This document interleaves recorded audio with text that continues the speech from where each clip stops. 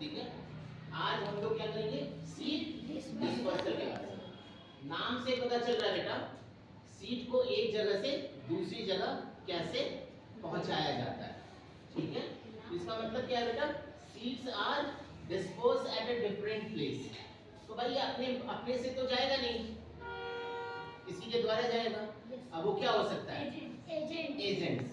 Agents कौन कौन से, विंड, दूसरा क्या है वाटर, तीसरा क्या है एनिमल। हाँ, अब आप ये देखो कि अगर ये सारे सीड्स एक ही जगह हैं तो एक ही जगह जाकर अगर गिर जाए तो ये ग्रो करने लगेंगे। लेकिन अब आपको पता है कि अगर सारे सीड्स एक ही जगह गिर जाए तो फिर क्या हो सकता है, उनके बीच में कंपटीशन होने लगेगा। किस चीज का competition, sunlight, water, space and minerals. कैसे भाई, अगर पास पास होगा तो सनलाइट अगर ऐसे आ रहा है तो किसी को ज्यादा मिलेगा, किसी को कम मिलेगा, तो कंपटीशन होने लगेगा। ठीक है, उसके बाद आप देखेंगे आप कि ये एजेंट्स जो होते हैं विंड के द्वारा जो सीड डिस्पर्सल होता है, तुमसे क्या पूछा जाएगा प्रश्न में, सीड डिस्पर्सल बाय विंड।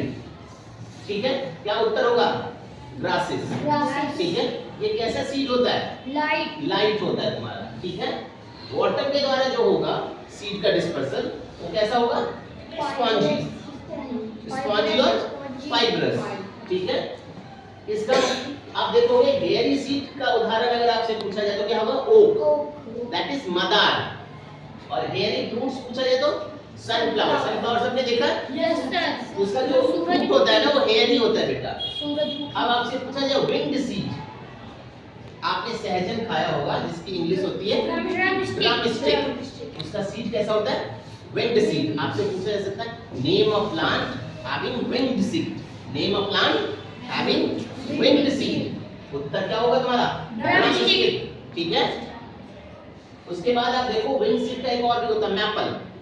ठीक है, fibrous outer coat of seed, मतलब सीड का जो आउटर भाग है, आउटर पार्ट, वो कैसा होता है, फाइब्रस। आपने देखा होता है कोकोनट, नारियल को छीलते पहले ऊपर का जो फाइब्रस पार्ट होता है, अंदर हार्ड कोट होता है। ठीक है, उसका उत्तर क्या है, कोकोनट।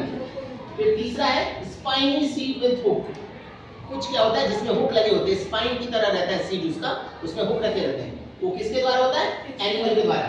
किसके द्वारा होगा, एनिमल के द्वारा होगा। ये बात आपको याद रखना होगा कि एनिमल के द्वारा कौन होगा। आपसे पूछा जा सकता है हेयरी सीड, हेयरी फ्रूट, इसका उदाहरण है, आपको उदाहरण याद रखना होगा।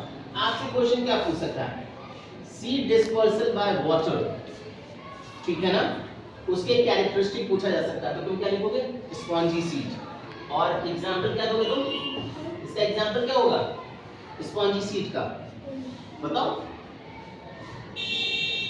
ड्रमस्टिक।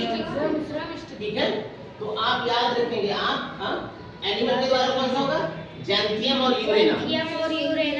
आपसे पूछा जा सकता है सीड डिस्पर्सल क्या होता है, seeds are dispersed at a different places with the help of agents, with the help of agents like wind, water, animals. जल्दी से देखो, seeds are dispersed at different places with the help of agents like wind, water, and animals.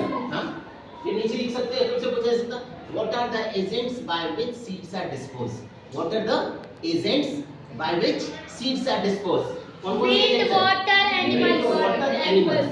Write one examples. हाँ, grasses, ठीक है ना, drumsticks, जैंथियम, यूरेना, ये सारा चीजें लिखो। ठीक है, तो ये सीड डिस्पर्सल बनते हैं।